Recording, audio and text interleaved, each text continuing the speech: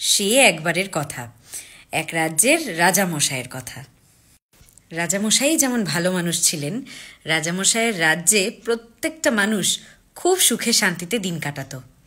ওখানকার লোকজন নিজেদেরকে খুব ভাগ্যশালী মনে করতো যে আমরা এমন রাজামশাই পেয়েছি, আমাদের ভাগ্য সত্যিই খুব ভালো।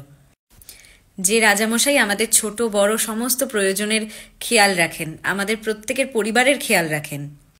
তো রাজামশাই একদিন হঠাৎ করেই সিদ্ধান্ত নেন যে আমি পদযাত্রায় বেরোবো, পায়ে হেঁটে আমার প্রত্যেকটা গ্রামকে আমি দেখব, প্রত্যেক পরিবারের সাথে গিয়ে কথা বলবো, তাদের অসুবিধাগুলো শুনবো এবং তার সমাধান করব।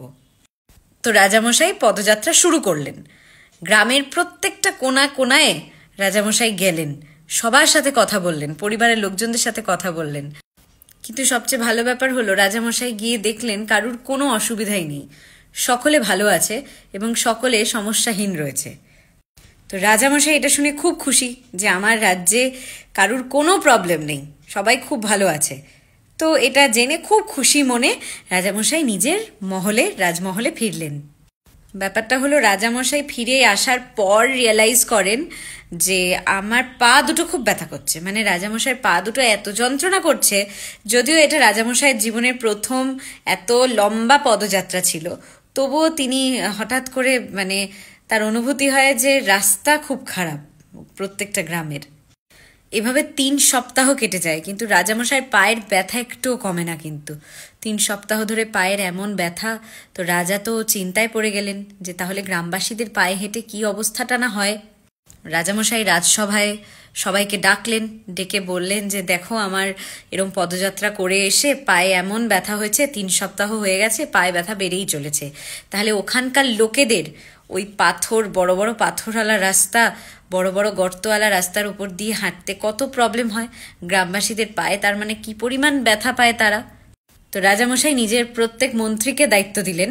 মন্ত্রী মশাইদের বললেন যে মন্ত্রী মশাই, আপনারা সব কটা গ্রামে যেই রাস্তায় আমি নিজে হেঁটে এসেছি, সব কটা রাস্তায় নরম ভালো কোয়ালিটির চামড়া বিছিয়ে দিতে হবে এবং রাস্তাগুলোকে একদম নরম করে দিতে হবে, যাতে সেখান দিয়ে হাঁটার পর মানুষের পায়ে কিচ্ছু না ফোটে, মানুষ যেন খুব আরামে গদি দিয়ে চলতে পারে।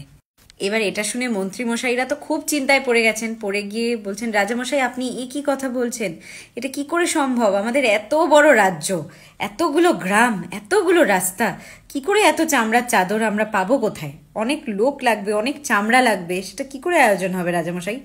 তো এই একটা ব্যাপার নিয়ে দীর্ঘ কয়েকদিন, টানা কয়েকদিন রাজসভায় আলোচনা হতে থাকলো। এদিকে মন্ত্রী মশাইরা বলছে প্রচুর পয়সা খরচ হয়ে যাবে, আর এত নরম চামড়া আমরা আনাবই বা কোথা থেকে? এমন আলোচনা চলতে চলতে হঠাৎ রাজসভায় এক বয়স্ক বৃদ্ধ এসে পৌঁছন, তার পরনে সাধু বেশ। এসে বললেন রাজামশাই, আপনি যদি বলেন আমি ছোট মুখে আপনাকে একটা বড় কথা বলতে পারি, একটা বুদ্ধি দিতে পারি। তো রাজামশাই বললেন নিশ্চয়ই, তাতে যদি রাজ্যের সুবিধা হয় আপনি নিশ্চয়ই বলুন। বলল রাজামশাই, আপনার সমস্যার সমাধান করা খুবই সহজ। আপনি এত টাকা পয়সা খরচা করে, এত পরিশ্রম করে, এত বুদ্ধি খাটিয়ে, এত রাস্তা নরম চামড়া দিয়ে না ঢেকে দিয়ে, বরং আপনার রাজ্যের প্রত্যেক নাগরিককে, প্রত্যেক বাসিন্দাকে, প্রত্যেক গ্রামবাসীকে আপনি একটা করে নরম চামড়ার জুতো বানিয়ে দিন। তারা জুতো পায়ে দিয়ে হাঁটলে তারা আপনার রাজ্যেই নয়, অন্য রাজ্যেও পায়ে বিনা চোট পেয়ে হাঁটতে পারবে। তারা পায়ে আঘাতও পাবে না, হাঁটতেও পারবে এবং আপনারও সমস্যার সমাধান হয়ে যাবে। এটা শুনে তো রাজামশাই পুরো অবাক। রাজামশাই বলছে, আরে আমার হাতের সামনে এত সুন্দর একটা সমাধান, আমি এটাকে কি কঠিন কাজ ভাবলাম। তো আমাদের জীবনের সাথেও ঠিক সেরকমই হয়।